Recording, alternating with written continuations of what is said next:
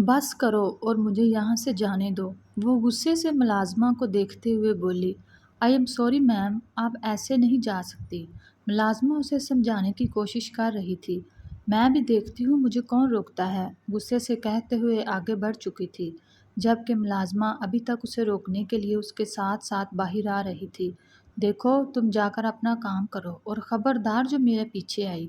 वो उसे देखते हुए घूर कर बोली, अच्छा मैम, मैं आपको नहीं रोकूंगी। प्लीज़ जाने से पहले मुझे बताकर तो जाएं कि आप कहाँ जा रही हैं। अशर सर पूछेंगे तो मैं उन्हें कुछ बता सकूं। मैम, मेरी नौकरी का सवाल है। वो मिनटों पे उतर आई। नमीश को उस पर तरस आ गया था। वो बेचारी तो अपना काम कर रही थी। इन अमीरों का क्या पता गरीबों को क्या क्या मजबूरियां होती हैं जो वो उनके घरों में आकर काम करते हैं। वो तो बस उनकी ज़रा सी गलती पर उन्हें नौकरी से निकालने के लिए हर लम्हा तैयार रहते हैं। परेशान मत हो, मैं अपने घर जा रही हूँ, मुझे अपना कुछ सामान लेना है। वो उसे देखते हुए तसल्ली बख्श अंदाज में बोली। तो मुलाजमा खामोश हो गई। लेकिन मैम, इस हवेली में किस चीज़ की कमी है आपको जो अपना सामान वहाँ से लाने जा रही हैं? मुलाजमा ने पूछा। अपनी चीज़ों की कमी है सद्दफ, तुम नहीं समझोगी। ये सारी चीज़ें तो उस शख्स ने ला कर दी हैं, लेकिन वो चीज़ें जो मेरे बाबा अपनी मेहनत से मेरे लिए लाए थे, मैं उन्हें फेंक नहीं सकती। वो मुझे वो मुझे सारी चीज़ें लेने जाना है। वो उसे समझाने वाले अंदाज में बोली। ठीक है मैम, आप चली जाएं, मैं ड्राइवर को कह देती हूँ। उसके नरम अंदाज पर मुलाजमा खुशी से बोली और उसे कुछ भी कहने का मौका दिए बगैर बाहर चली गई। कुछ ही देर में ड्राइवर उसे ले जाने के लिए तैयार दरवाजे पर खड़ा था। अब उसके पास और कोई रास्ता नहीं था, इसीलिए आकर गाड़ी में बैठी और उसे अपने मोहल्ले की तरफ जाने का कहा। और अब वो गाड़ी उसके मोहल्ले के रास्ते पर डाल चुका था। इतनी बड़ी गाड़ी में सफ़र करने का नमीश ने कभी सोचा भी नहीं था। लेकिन सोचा तो उसने कभी ये भी नहीं था कि उसकी शादी अशर जैसे अमीर तरीन आदमी से होगी। कितनी फिल्मी थी उसकी लाइफ। उसने सोचते हुए सर झटका और नज़र चलती सड़क पर डाली जो उसके मोहल्ले की तरफ दौड़ रही थी। उसके जाते ही मुलाजमा ने अशहर को फ़ोन करके बता दिया था कि वो अपने मोहल्ले की तरफ गई है। अशहर ने कोई ख़ास रिएक्शन न दिया तो मुलाजमा पुरसुकून होकर अपना काम करने लगी। नौकरी बेटा, भला तुम्हें नौकरी की क्या ज़रूरत है? तुम तो इतने अमीर इंसान की बीवी हो, तुम नौकरी क्यों करने लगी? चाचा को उसके दिमागी फतूर का इल्म तो हमेशा से ही था। वो जानते थे कि उसने फिर से अपनी तरफ से कोई मजबूत दलील तैयार करके रखी होगी उन्हें मुतमिन करने के लिए। लेकिन फिर भी उससे पूछना तो था ही कि आखिर अब उसके दिमाग में क्या खराफात चल रहे हैं। ये लड़की सीधी तरह से तो उसकी समझ में कभी आई ही नहीं थी। अब जब सब कुछ ठीक था, उसके पास एक मजबूत सहारा था, तो ये अपनी बेवकूफ़ियों से अपना घर बर्बाद करने पर तुली हुई थी। अशर साहब ने मुझसे कहा है कि अगर उनसे आज़ादी चाहती हूँ तो उन्हें वो पैसे वापस चाहिए जो मैंने उनसे लिए थे, मतलब निकाह की शर्त पूरी करने के लिए, क्योंकि निकाह नामे पर मेरे पास तलाक का कोई हक महफूज नहीं है। उन्होंने मुझे 1 महीना दिया है इस रिश्ते को कबूल करने के लिए, लेकिन मैं चाहती हूँ कि मुझे कोई अच्छी सी नौकरी मिल जाए। बाकी कुछ कर्जा वगैरह लेकर मैं उनकी रकम अदा कर दूँगी और बाद में नौकरी करके कर्जा चुका लूँगी। उसने उनके सामने अपना नुक्ता नज़र रखा तो वो अपना सर पीट कर रह गए। वो तो खैर उसे कभी कुछ कहते ही नहीं थे, क्योंकि जानते थे कि उसकी समझ में उनकी कोई बात नहीं आनी, क्योंकि चाची ने अपना फ़र्ज़ समझते हुए उसे हमेशा की तरह खूब सुनाया। हाँ बीबी, नौकरियां तो तुम्हारा बाप छोड़ कर गया है ना तुम्हारे लिए। एफए पास को कौन नौकरी देगा, और वो भी इतने बुरे नंबरों से। एफए किया है तुमने कि मर कर भी तुम्हें कोई नौकरी पर न रखे। और अब बीबी के ख्यालात सुने। नौकरी करेगी, कर्जा लेकर शोहर के पैसे देगी और फिर नौकरी करेगी और कर्ज चुकाएगी। वाह बीबी, लोग तो रास्ते में बैठे हैं ना उसे नौकरी देने के लिए, मरे जा रहे हैं। वो ऊंची आवाज़ में इंतहाई गुस्से से कहती उसे सुना रही थी। چاچو آپ ان کی باتوں پر دھیان نہ دیں، آپ بس میرے لیے کسی اچھی سی نوکری کا انتظام کر دیں، باقی میں خود سنبھال لوں گی۔ اسے تو بس کسی بھی طرح اشر سے جان چھڑانی تھی، اس لیے چاچی کی باتوں کو نظر انداز کرتے ہوئے وہ چاچو سے کہنے لگی۔ چاچو نے کچھ سوچتے ہوئے کہا، ہاں میں سر ہلایا، کیونکہ جانتے تھے کہ وہ اتنی آسانی سے ان کی جان نہیں چھوڑنے والی۔ چاچی اب بھی خاموش نہیں ہوئی تھی، وہ تب سے اسے سنائے جا رہی تھی جیسے کچھ پتہ ہی نہ ہو۔ ایف اے پاس لڑکی کو نوکری ملنا ایک ناممکن سی بات تھی، لیکن وہ تو کوئی بھی نوکری کرنے کو تیار تھی، بلکہ جھاڑو پوچھا لگانے کے لیے بھی وہ بالکل تیار بیٹھی تھی۔ بس کسی بھی طرح سے اسے اشر کو یہ یقین دلانا تھا کہ وہ اسے اس کے پیسے دے دے گی، تو ہو سکتا ہے وہ اسے ایسے ہی چھوڑ دے، ورنہ تو وہ شخص تیار بیٹھا تھا اسے اپنی باتوں میں لگانے کے لیے۔ لیکن یہاں تو مرغی کی ایک ہی ٹانگ تھی کہ اتنا امیر شخص اتنا اچھا ہو ہی نہیں سکتا، پتہ نہیں اس سے کون سے مطلب پورے کرنا چاہتا تھا۔ اتنا میٹھا بنا ہوا تھا، لیکن نمیش بے وقوف تھوڑی تھی جو اس کی باتوں میں آ جاتی۔ بیٹا تمہاری نوکری کا انتظام ہو گیا، انہوں نے کمرے میں آتے ہی اسے خوشخبری سنائی تو وہ خوشی سے اچھل پڑی۔ اتنا جلدی؟ چاچو کو جادو کی چھڑی گھمائی ہے کیا؟ وہ ان کے سامنے کھڑی ایکسائٹڈ ہو کر پوچھنے لگا۔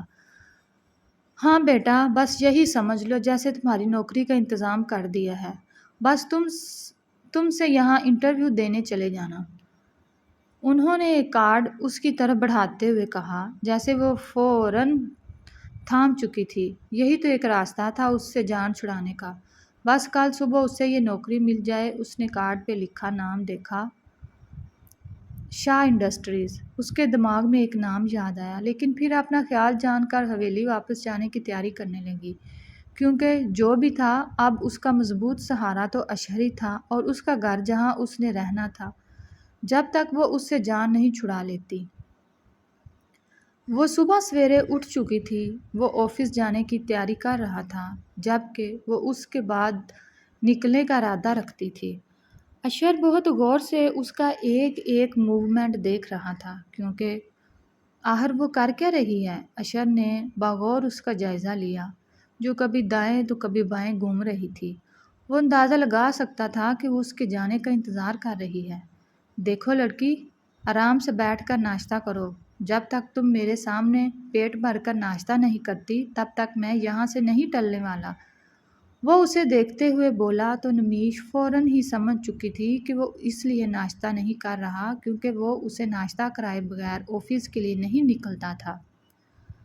اس کے اس طرح سے کیئر کرنے پر ایک پل کے لیے نمیش کے دل کو کچھ ہوا تھا، لیکن زیادہ دیر اس نے اس فیلنگ کو خود پر حاوی نہیں ہونے دیا۔ وہ فوراً اس کے سامنے بیٹھ کر ناشتہ کرنے لگی اور وہ اسے دیکھتا رہا۔ کل تمہارا دن کیسا گزرا؟ محلے میں گئی تھی؟ میں واپس آیا تو تم سو رہی تھی، اس لیے تمہیں جگانا مناسب نہیں سمجھا۔ وہ ناشتہ کرتے ہوئے اسے دیکھ کر بولا۔ بہت اچھا، آپ کیوں پوچھ رہے ہیں؟ اسے کچھ گڑبڑ کا احساس ہوا۔ وہ رات کافی دیر لاشعوری طور پر اس کا انتظار کرتی رہی، لیکن جب وہ نہیں آیا تو اسے خود ہی نیند آ گئی۔ بیوی ہو میری، تمہارا خیال رکھنا، تمہارا دھیان رکھنا میرا فرض ہے، اسی لیے پوچھ لیا۔ اگر کہیں بھی آنا جانا چاہو تو ڈرائیور کے ساتھ چلی جایا کرو۔ وہ اسے کھلی آفر کر رہا تھا۔ نمیش نے صرف سر ہلایا، اس لیے وہ اس سے کسی بھی قسم کا جھگڑا یا بحث نہیں کرنا چاہتی تھی۔ ویسے بھی اب اسے نوکری ملنے والی تھی، جلد ہی وہ اس سے جان چھڑا لے گی اور پھر سب ختم ہو جائے گا۔ بس جب تک اسے نوکری مل نہ جائے تب تک وہ اشر کو اس بارے میں کچھ نہیں بتانا چاہتی تھی کہ کیا پتہ وہ اس کے گھر سے نکلنے پر ہی بین لگا دے۔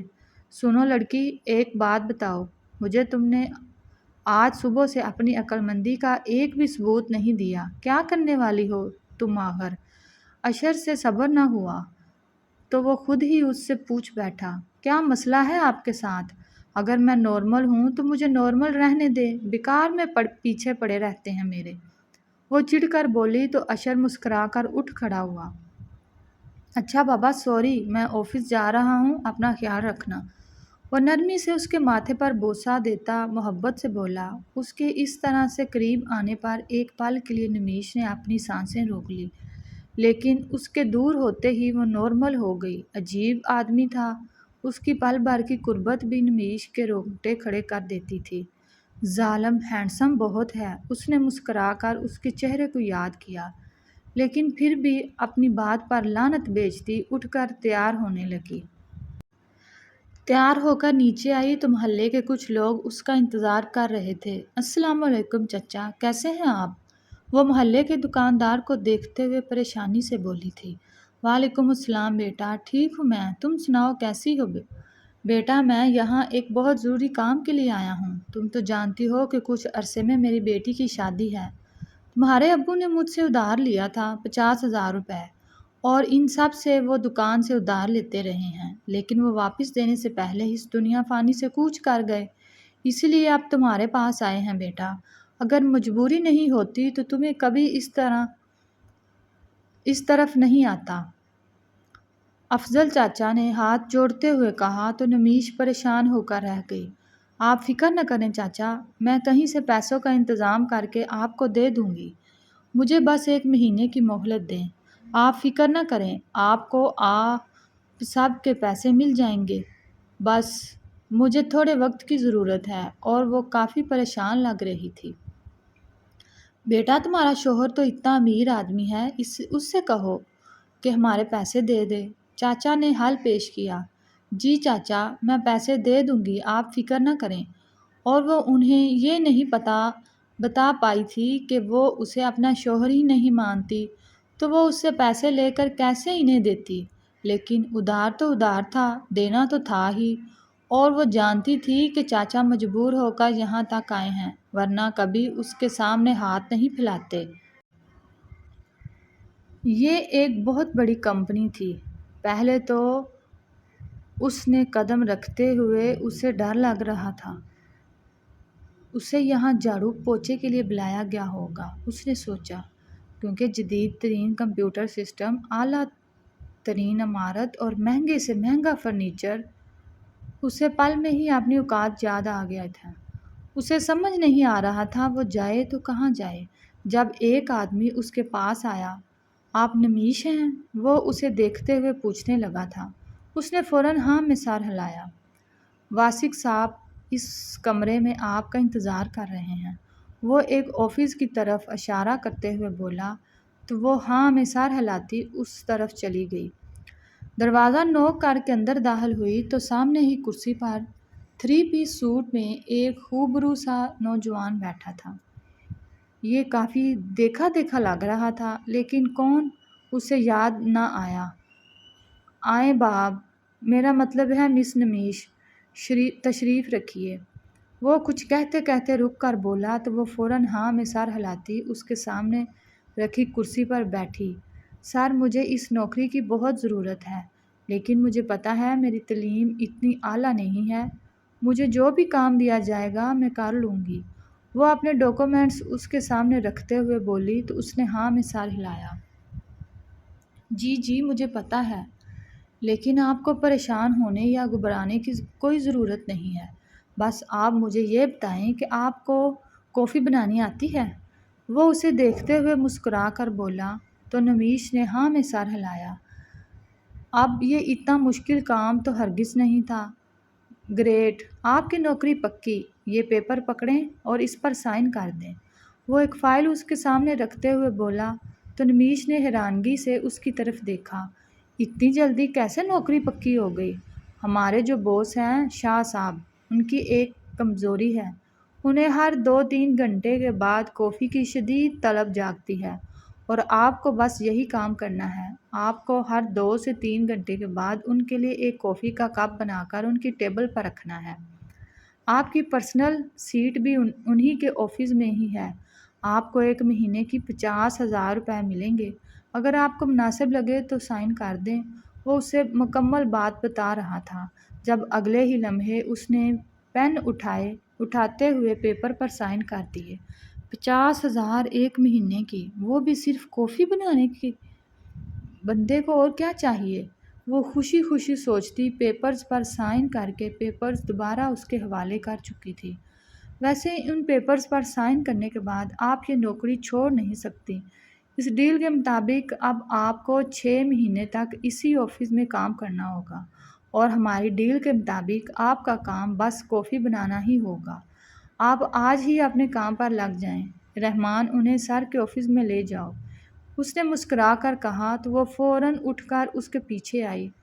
کافی بنانا تو اسے آتی ہی تھی اور اچھی بنانا وہ سیکھ لے گی۔ آفس کی طرف جاتے ہوئے سوچ رہی تھی، اسے دفتر کے دروازے تک چھوڑ کر واپس لوٹ گیا، جب کہ دروازے کو نوک کرتی اندر داخل ہو چکی تھی۔ آفس میں باس کے علاوہ سامنے کرسیوں پر 2 لوگ بیٹھے تھے۔ وہ انہیں چھوڑ کر اس کی طرف متوجہ ہوئی جو ٹیبل کی دراز میں سر دیے نہ جانے کیا کر رہا تھا۔ اس نے ایک نظر سامنے دیکھا اور پھر اس کے ہاتھ پیر ساکت رہ گئے۔ جس سے جان چھڑا رہی تھی وہی تو اس کے سامنے بیٹھا تھا۔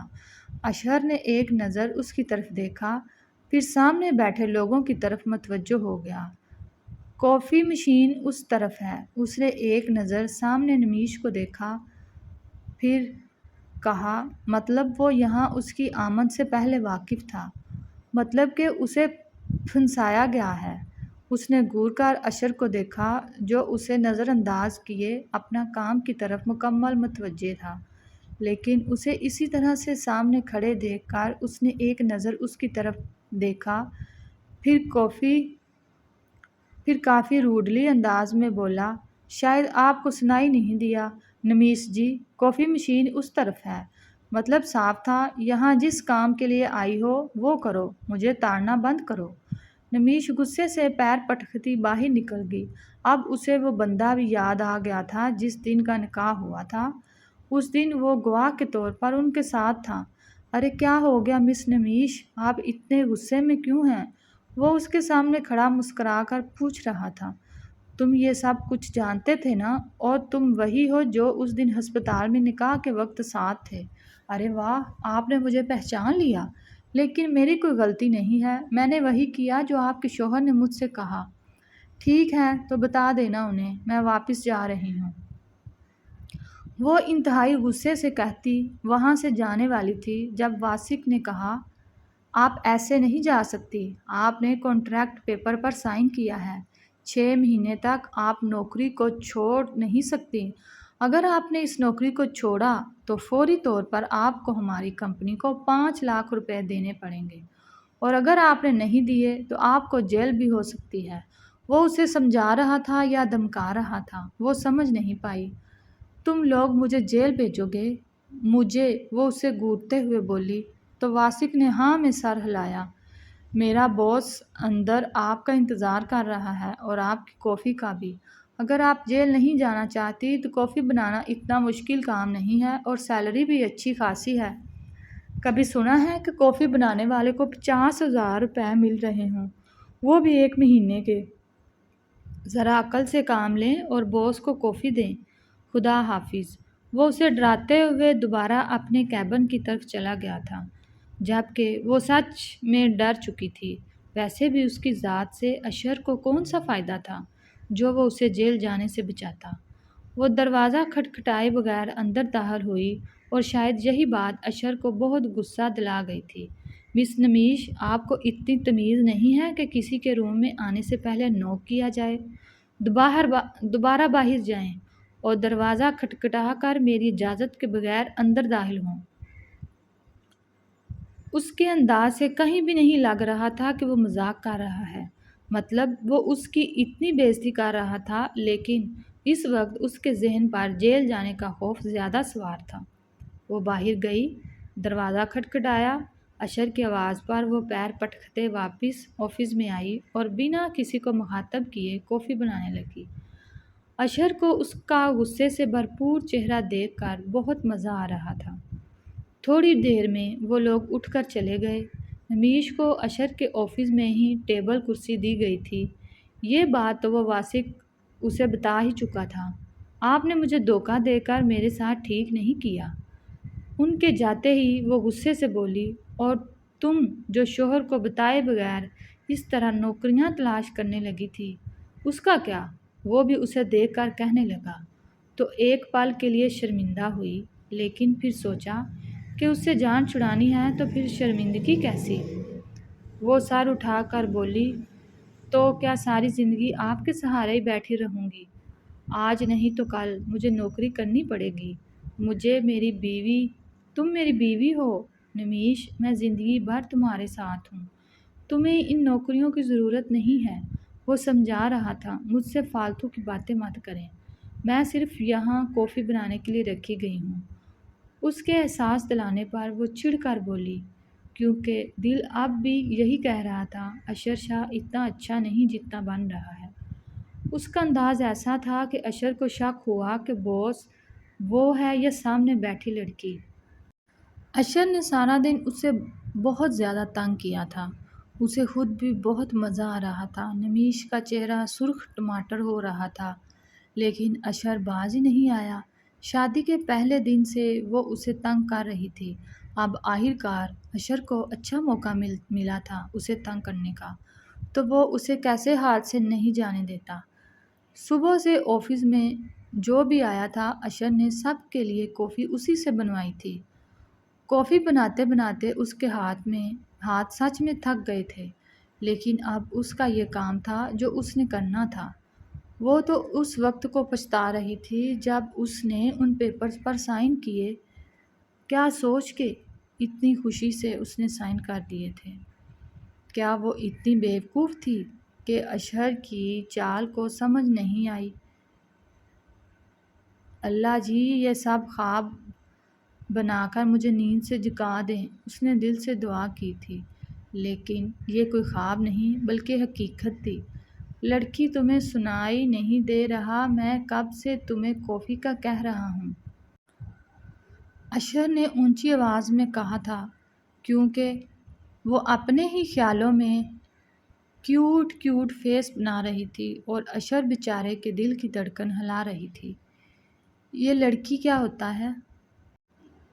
میرا نام نمیش ہے، نمیش، اور بہتر ہوگا کہ آپ مجھے میرے نام سے پکاریں، ورنہ آپ کو آپ کی اس آفس کے ساتھ اٹھا کر باہر پھینک دوں گی۔ وہ انتہائی غصے سے کیا بول رہی تھی یہ تو وہ خود بھی نہیں سمجھتی تھی۔ وہ غصے سے کیا کہتی تھی اسے خود بھی پتہ نہیں تھا۔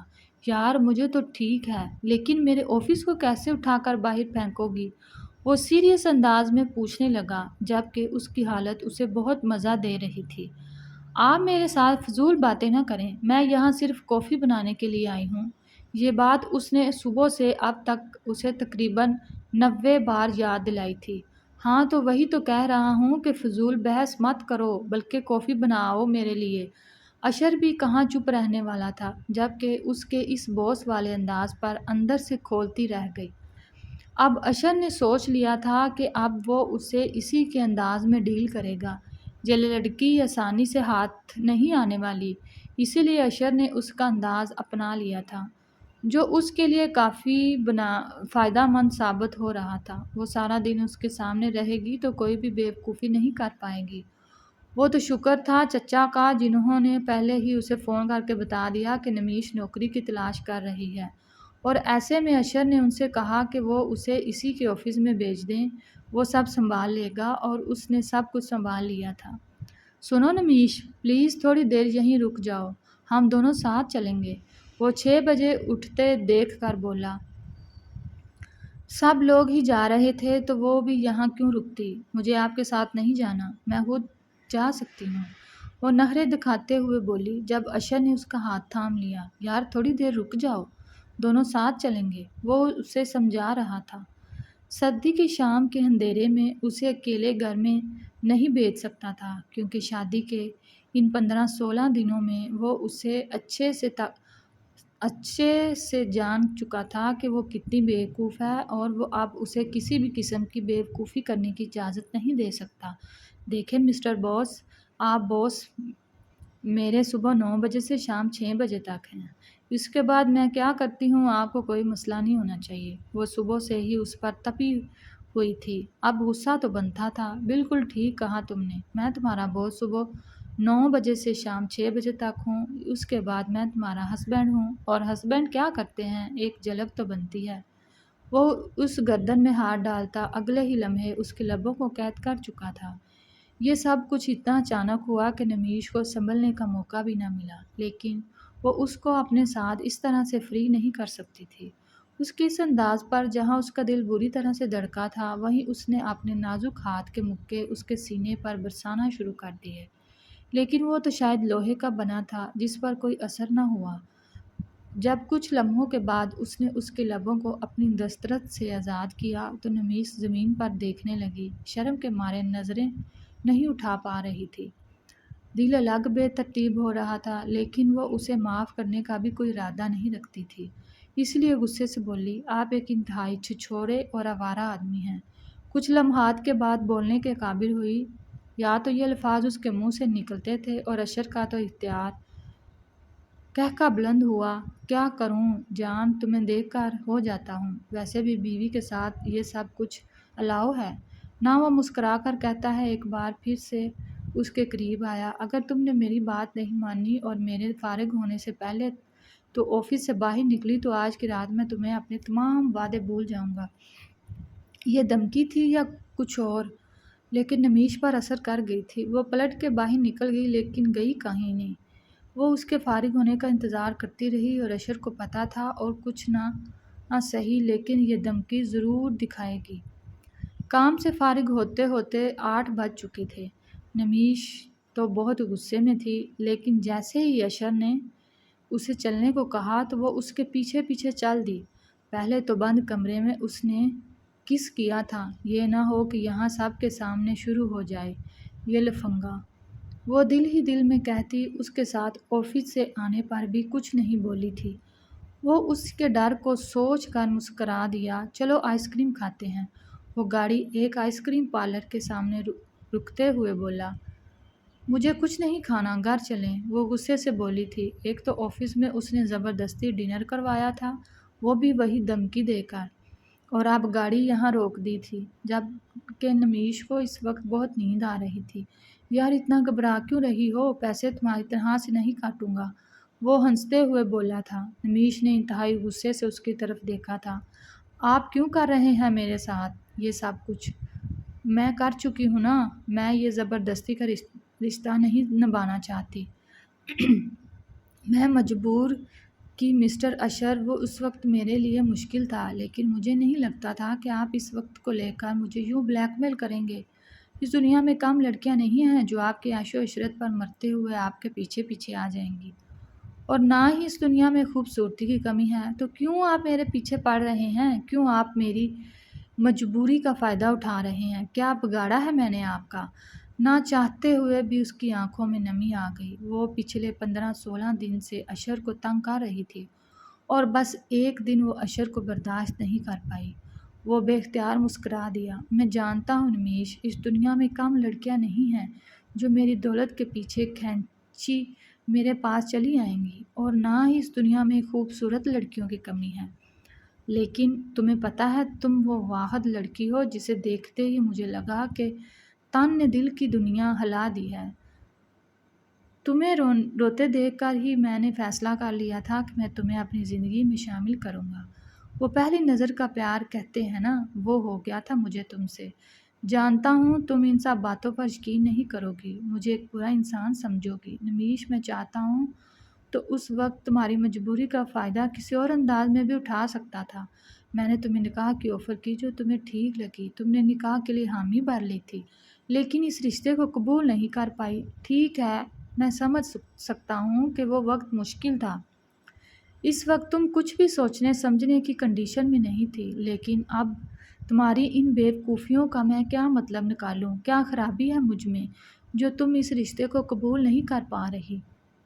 میں تمہیں دنیا کی ہر خوشی دے سکتا ہوں نمیش، لیکن تم مجھے ایک موقع نہیں دے سکتی۔ تم میری بیوی ہو نمیش، میں جب چاہوں جو چاہوں کر سکتا ہوں، لیکن اس کے باوجود بھی میں تمہیں اس رشتے کے لیے وقت دے رہا ہوں تاکہ تم سنبھل جاؤ، اس رشتے کو سمجھ جاؤ، لیکن تم اپنی بیوقوفیوں اور اپنی سوچوں کی وجہ سے نہ تو اس رشتے کو قبول کر پا رہی ہو اور نہ ہی مجھے۔ سمجھنے کی کوشش کر رہی ہو۔ میں تم سے محبت کرتا ہوں یار، اتنی سی بات کیوں نہیں سمجھ پا رہی ہو؟ اب اشر کو غصہ آنے لگا تھا اور وہ اس کے غصے سے خوفزدہ ہو گئی تھی۔ میں اتنی خوبصورت نہیں ہوں، وہ نظر جھکا کر منمنائی تھی۔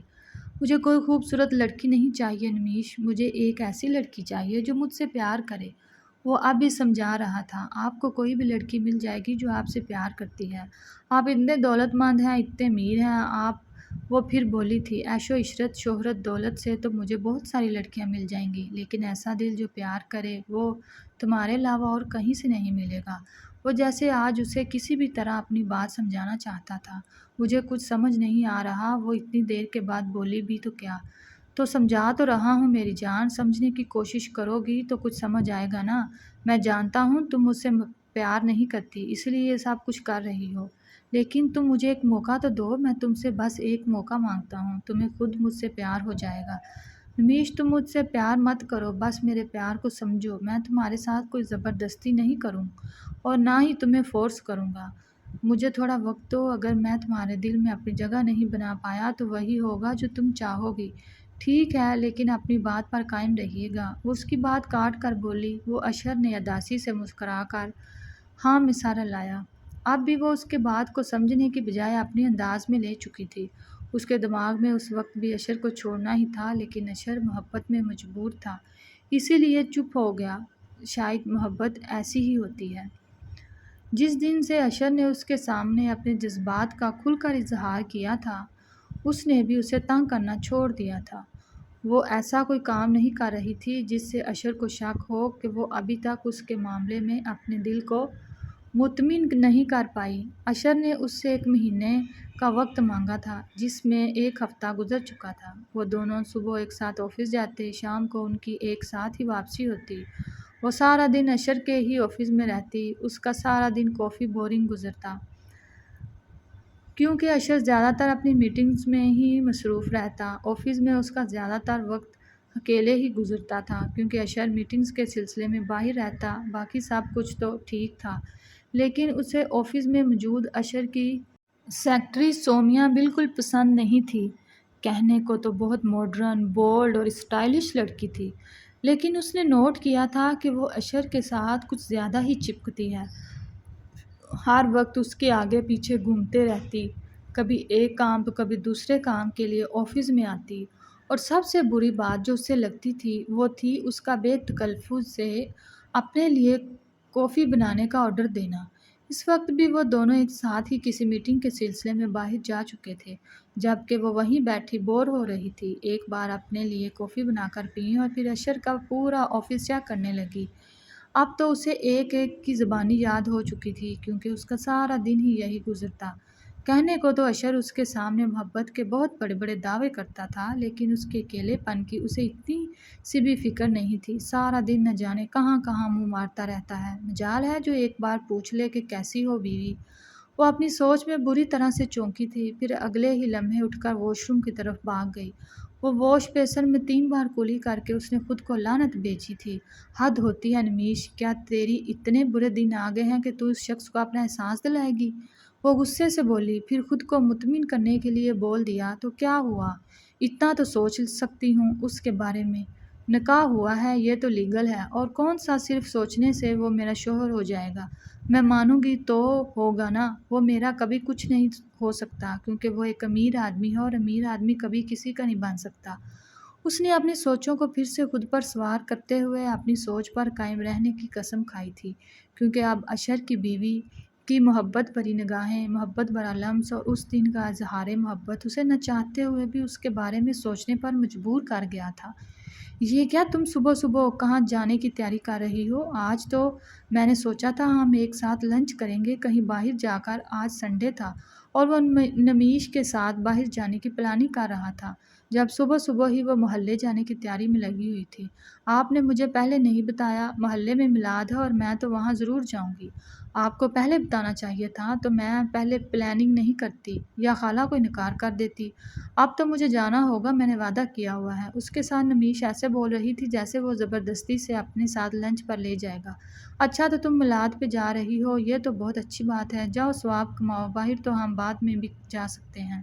یہ زیادہ اہم ہے۔ ویسے میں بھی اپنے دوست کی طرف نکلنے والا ہوں، تم آرام سے جاؤ، ہم نیکسٹ ویک لنچ باہر کریں گے۔ اس کے گھبرانے پر اشر نے اسے ریلیکس کرنے کے لیے کہا، ہاں وہی تو میں کہہ رہی ہوں، لنچ تو ہم کبھی بھی کر سکتے ہیں، لیکن یہ ثواب کا کام ہے، میلاد میں شرکت کرنا تو مجھے نکلنا چاہیے، یہ نہ ہو کہ وہاں میلاد شروع ہو جائے۔ نمیش جلدی اس کی نظروں سے اوجھل ہونا چاہتی تھی اور کچھ نہ سہی لیکن وہ اس کے لائے ہوئے کپڑے استعمال کرنے لگی تھی۔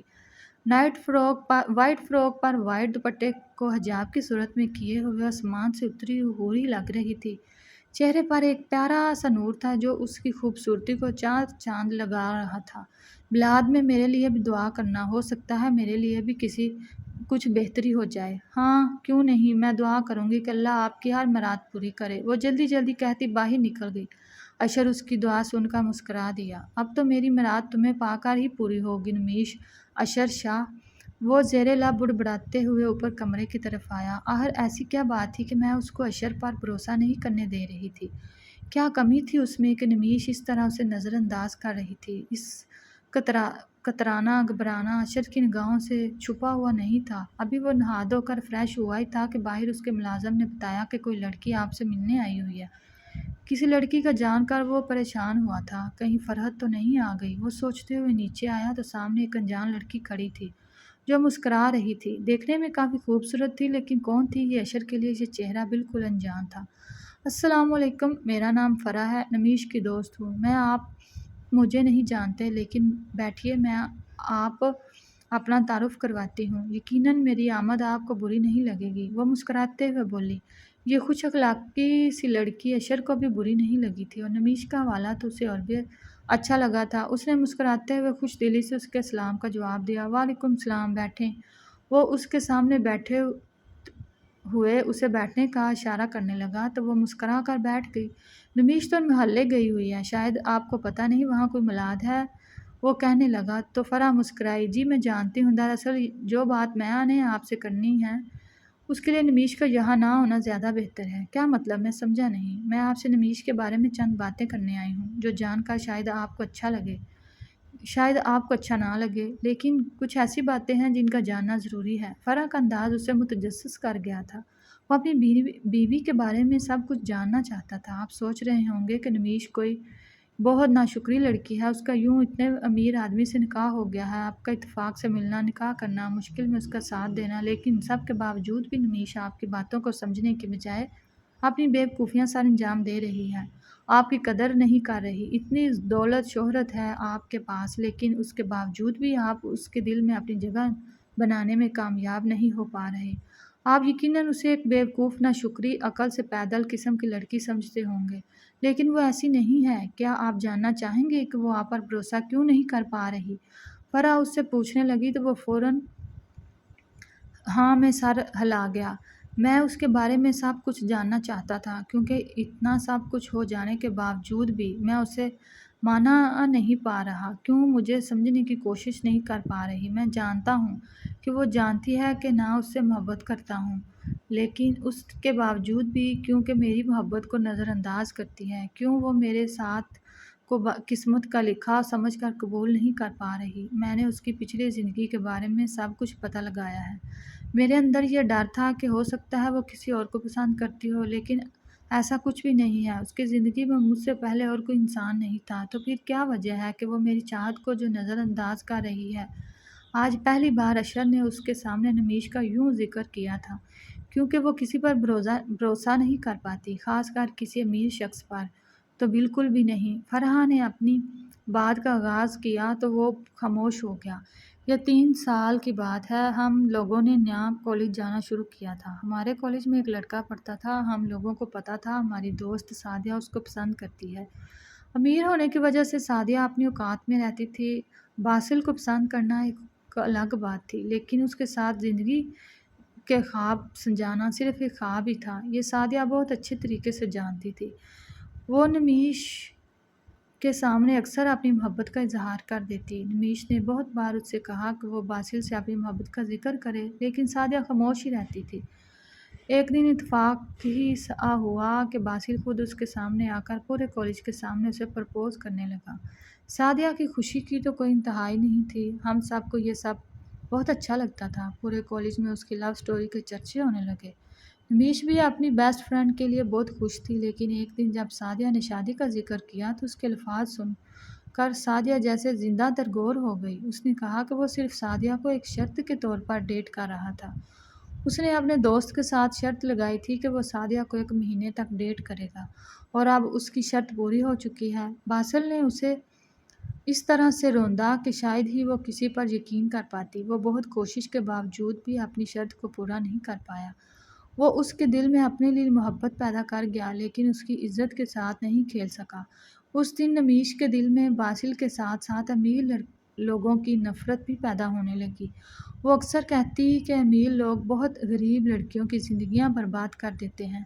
اب کسی امیر شخص پر یقین کرنا نمیش کے بس سے باہر تھا۔ سعدیہ بالکل خاموش ہو چکی تھی۔ ایک دن اس کے گھر کسی بہت امیر گھر سے اس کا رشتہ آیا۔ اس کے ماں باپ نے اس کی مرضی جانے بغیر اس کی اس شخص سے شادی کر دی۔ شادی کی تقریباً 6 ماہ تک سب کچھ ٹھیک چلا۔ سعدیہ بھی اس نے رشتے کو قبول کر کے زندگی میں آگے بڑھ چکی تھی، لیکن باسل کا سایہ اب تک اس کی زندگی سے ختم نہیں ہوا تھا۔ ایک دن اتفاق سے باسل سعدیہ کے گھر چلا گیا، کیونکہ وہ اس کے شوہر کا دوست تھا۔ اس نے سعدیہ کے بارے میں سب کچھ بتایا۔ اس کے شوہر نہ صرف سعدیہ کو طلاق دے دی، بلکہ سعدیہ کو اتنے برے طریقے سے مارا کہ اس کے پیٹ میں پلنے والا بچہ پیدا ہونے سے پہلے ہی مر گیا، اور اسی انفیکشن سے 17 دن کے بعد سعدیہ کی موت ہو گئی۔ آپ سوچ رہے ہوں گے کہ سعدیہ کو اپنے گناہ کی سزا ملی تھی۔ اس نے ایک نامحرم سے محبت کرنے کی غلطی کی تھی، لیکن اس معصوم نے تو اپنے محرم سے بھی محبت کر لی تھی، اور اس کا محرم بھی اسے رسوا کر گیا۔ میں جانتی ہوں کہ آپ یہ سب سوچ رہے ہوں گے کہ آپ ایسے شخص نہیں ہیں، آپ نے تو سچے دل سے اس کا ہاتھ تھاما ہے، لیکن وہ معصوم تو ان سب باتوں کو نہیں جانتی نا۔ اس کے لیے ہر امیر شخص باسل جیسا آوارہ اور ہر شوہر سعدیہ کے شوہر کی طرح ذلیل ہے۔ میں کچھ دن سے یہاں نہیں تھی۔ جب مجھے انکل کی موت پتہ چلا مجھے افسوس ہوا، لیکن یہ بھی پتہ چلا کہ ایک اچھے شخص نے نمیش کا ہاتھ تھام لیا ہے۔ لیکن کل میرے چچا کے گھر جانا ہوا تو انہوں نے مجھے بتایا کہ یہاں بھی حالات بہت خراب ہیں۔ میں نہیں چاہتی تھی کہ آپ نمیش کے لیے اپنے دل میں کوئی بھی بدگمانی رکھیں، اسی لیے میں یہاں آئی آپ کو یہ سب بتانے کے لیے۔ پلیز نمیش سے بدگمان مت ہوئیے گا، اس کے لیے یوں کسی پر بھروسہ کرنا بہت مشکل ہے، لیکن مجھے یقین ہے کہ آپ اس کا ساتھ ضرور نبھائیں گے۔ فرح کہتے ہوئے اٹھ گئی تو وہ بھی اس کے ساتھ ہی اٹھا۔ فرح، میں تمہارا یہ احسان زندگی بھر نہیں بھولوں گا۔ تم نے مجھے نمیش کے بارے میں سب کچھ بتا کر بہت اچھا کیا۔ آپ نمیش کو چھوڑیں گے تو نہیں نا؟ وہ بہت اچھی ہے، بس تھوڑی سی بیوقوف ہے۔ فرح کے لب و لہجے میں اپنی سہیلی کے لیے محبت تھی۔ اب تو میں اسے پہلے سے زیادہ شدت سے اسے مناؤں گا، اسے مجھ سے محبت کرنی ہی پڑے گی، اس نے مسکرا کر کہا۔ تو فرح بھی مسکرائی اور اپنی سہیلی کے اچھے نصیبوں کے لیے دعا مانگی۔ شام کو نمیش گھر آئی تو اس کے لیے ایک بہترین ڈنر تیار تھا۔ اشر نے اسے بلایا تو وہ اسے سوالیہ انداز میں دیکھنے لگی۔ سوچا لنچ نہ سہی ہم ڈنر ہی تو کر سکتے ہیں، وہ مسکراتے ہوئے انداز میں بولا تو نمیش میں خاموشی سے اٹھ کر باہر آ گئی۔ ڈنر خوشگوار ماحول میں ہوا۔ اشر اسے کل کی میٹنگ کے بارے میں بتانے لگا۔ مطلب کیا؟ کل آپ اس صبح شمائلہ کے ساتھ میٹنگ پر جائیں گے، اور میں سارا دن بور ہوں گی، اور یہ چڑیل آپ کے ساتھ اتنا زیادہ چپکتی کیوں ہے؟ زہر لگتی ہے مجھے وہ۔